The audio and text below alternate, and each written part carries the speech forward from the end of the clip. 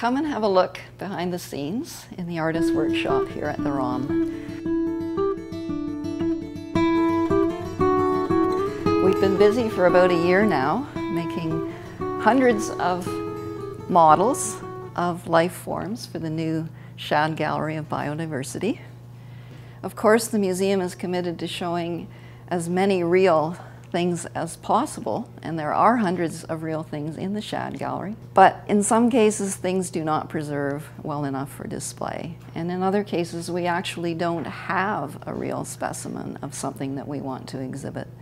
Sometimes we model objects directly by eye. Sometimes we can use parts of organisms, particularly plants, where the pieces preserve well enough to be used, and then other parts that don't preserve we recreate and combine them.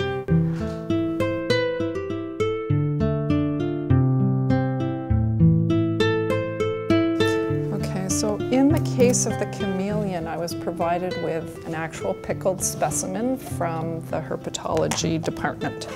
And I made this rubber mold around the chameleon and this plaster piece, which is called a mother mold, to hold the rubber in place. And so typically when this was cut open, I would pull out the actual pickled specimen.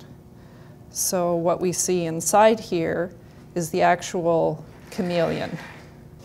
And then what we're left with is a rubber cast which picks up all the texture of the skin of the chameleon, all the small scales, the eyes, and so on. What I ended up being able to pull out of the mold was an unpainted cast of the chameleon. And then I painted the cast to look like the photo reference, which in this case is sort of an unbelievably colorful, almost clown-like creature.